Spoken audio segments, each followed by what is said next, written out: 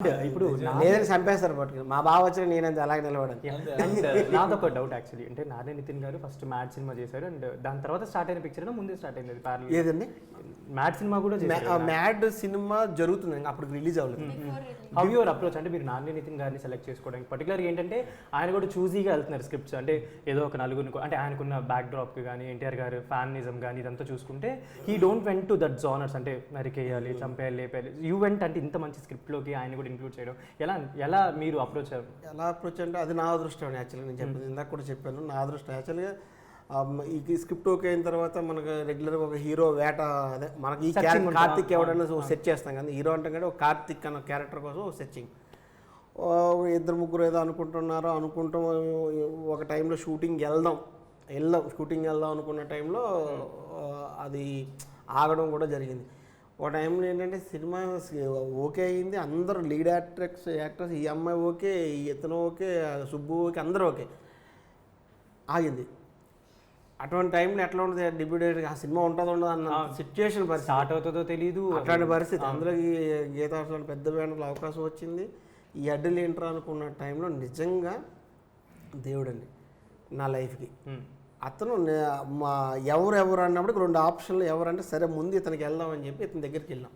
వెళ్తే ఫస్ట్ సిట్టింగ్లోనే నిజంగా ఎంత బాగా ఎంజాయ్ చేసాడంటే కుర్రాడు, అద్భుతంగా ఎంజాయ్ చేసి ఈ సినిమా చేస్తాను సార్ అని అక్కడే చెప్పాడు. ఇలా సార్ నేను చాలా అలసిపోయాను సార్, చాలా జరిగినాయి, ఇట్లా కాదు, ఒక్కసారి డెసిషన్ ఎవరైతే మీకు ఇంకా ఎవరికన్నా చెప్పాలా, ఒక మీ బావ అదే మీ మన ఎన్టీఆర్ గారు చెప్పాలా, చెప్పండి సార్, ఏదో ఎస్ఆర్ నువ్వు మాత్రం కొంచెం తొందరగా చెప్పండి, నేను ఇంకా వెయిట్ చేయలేను అంటే, లేదంటే బావగారికి ఒక మాట చెప్పేసి నేను చేస్తానంటే నిజంగా బావగారు అడిగితే ఎవడ నడక ఆడే నడాలి, ఎవడ ఈత ఆడే చేశారు, నీకు నచ్చింది నువ్వు చెయ్యనన్నారు. అన్నప్పటికీ నాకు చాలా బాగా అనిపించిందండి. అప్పుడు తర్వాత అక్కడ కోహ్నూరులో మీటింగ్ జరిగింది. మీటింగ్లో ఆయన వచ్చి ఎన్టీఆర్ గారు వచ్చారు, ఆయన అక్కడి నుంచి కలిసి వచ్చి చేయమన్నారని అన్నప్పటికీ అక్కడ అరవింద్ గారు మాట్లాడటం, నిజంగా ఆయన అన్న అతనికి లేకపోతే ఆయలేదు అంతే. అది ఆయన ఎవరన్నా చేస్తుంటే ఈ స్క్రిప్ట్ యాజ్ ఇట్ ఈస్ అలా తెరకెక్కేది కాదు. అది మాత్రం అది కూడా నిజం. ఒక్క అక్షరం నితిన్ గారి కోసం మార్చింది లేదు.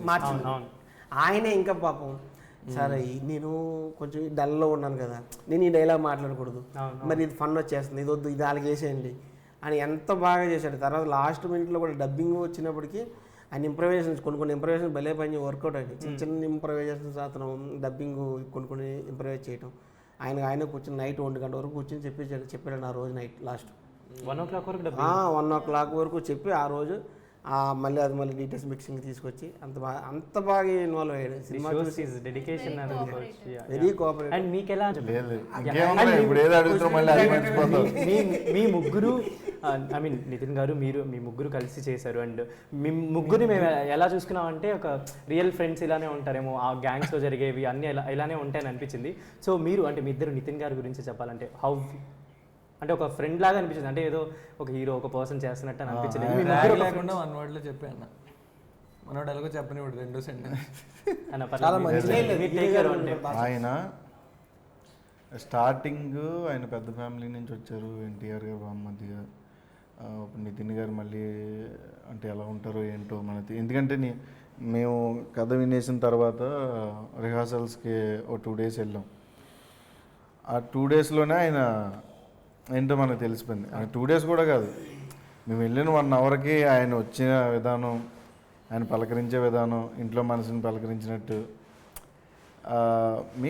మీకు ట్రావెల్ చేస్తే అసలు ఆయనతో మీకు గోల్డ్ అంతే. నిన్న నేను చూసాను, అంటే 2-3 సెల్ఫీలు ఇస్తుంటే ఒకరికి ఎవరికో మిస్ అయితే వెనక్కి వచ్చి మళ్ళీ సెల్ఫీ ఇస్తారు. లేదు ఆయన అసలు నెక్స్ట్ లెవెల్.